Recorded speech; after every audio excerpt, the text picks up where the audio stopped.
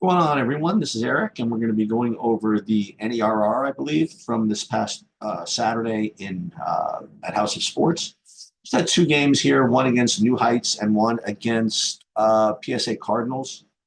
I thought that they were two pretty different teams. I thought the New Heights team was young and a little bit shorter than you, and I was expecting you guys to really just kind of tool on them and win by a lot.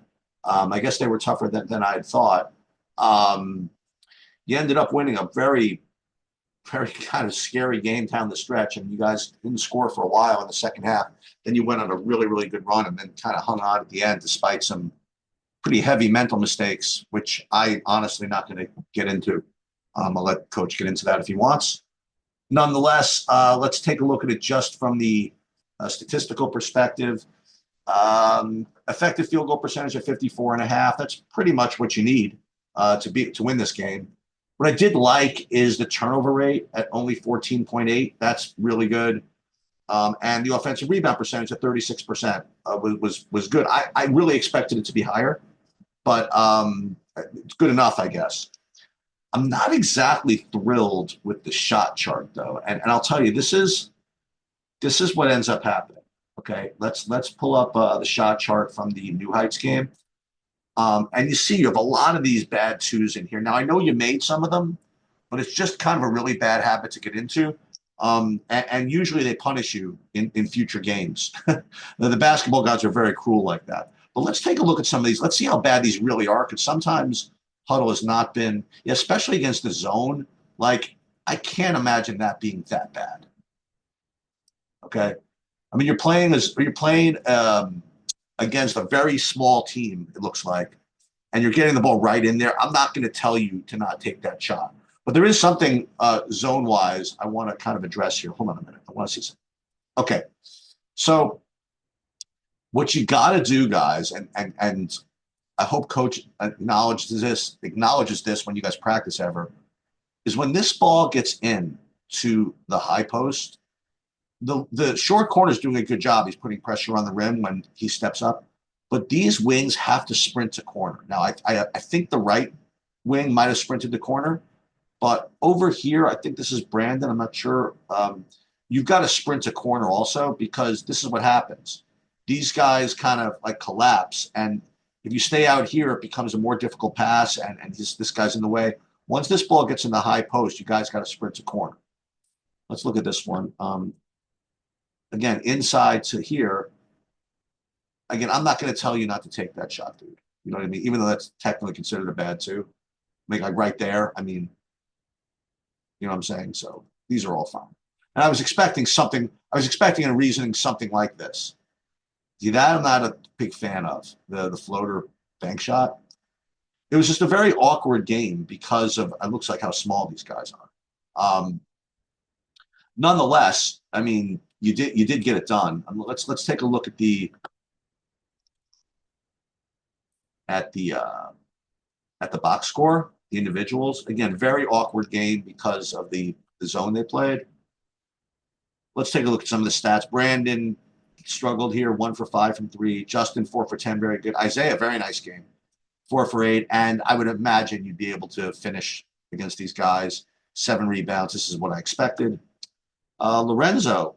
Now, again, it's possible that he shares some of Spins' stats, but I don't think so. Not when they were in blue. So this is actually a little disappointing against this team. I would expect you to do a little better here. Okay. Let's move on, I guess, to the next game, this PSA Cardinals game. Boy, I'll tell you, rough game, and I did expect you guys to win this. Let's take a look at the stats. I mean, 45% effective field goal percentage is really just not good at all. You have to kind of figure out why that happened. And 19% offensive rebound percentage. That's not good either. Now, the difference is the PSA Cardinals team, these guys were monsters. I mean, these were really tall. So I'm not that concerned about the rebound stuff. There's really nothing you could have done about it. But, I mean, only getting 4 free throws, 45% effective field goal percentage. Let's take a look at the shot chart here and see what this is all about.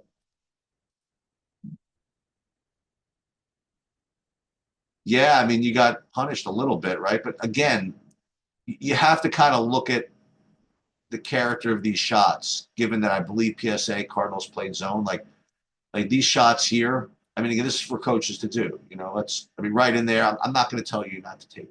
I mean, that one's close actually, but I wouldn't tell you not to take that one. I guess.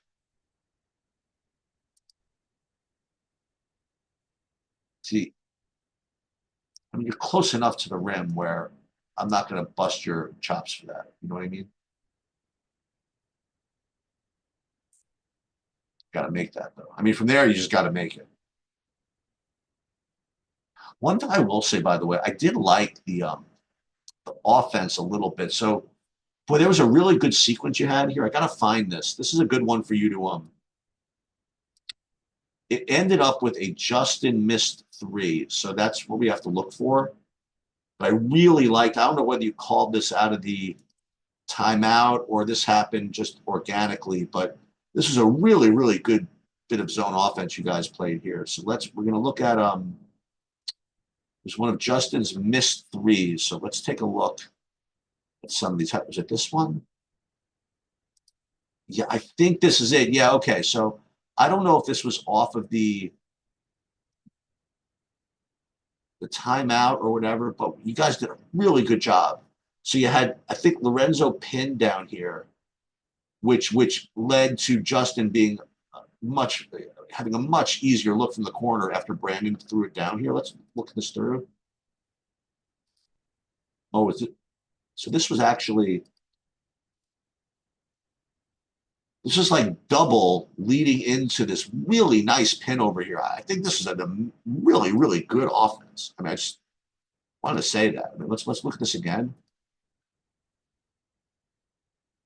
Start this again. I mean, I really like this a lot, actually. So it looks like double, I guess, because you take the step. But then Brandon, I don't know whether this was on the fly or not. Instead of going in for the layup against the trees, you found Justin in the corner following a really nice pin over here. I mean, I think this is really, really sharp. And you should go back to this. See that pin over there? And he pinned the right guy. Like he pinned the guy that was going to be chasing into the corner. You know? I mean, I really like this. See, he's wide open now. Really, really good. I don't care if you missed that. I mean, I could watch this all day long. This is really, really good stuff. I almost want to go and see if you guys did that off the timeout or had to be off the timeout because you ran double. But maybe you called double off the timeout and said, you know what, it's going to be a little different because of the zone. I mean, this was awesome. I don't know what you call this or whatever, but I would run this again.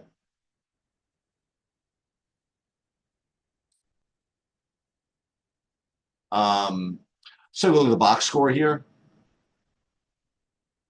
Brandon 3 for 10.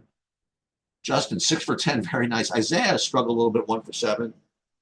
That's pretty much all I had about this tournament. Again, I'm doing the video just to keep it going. There was only 2 games, and it was all pretty straightforward.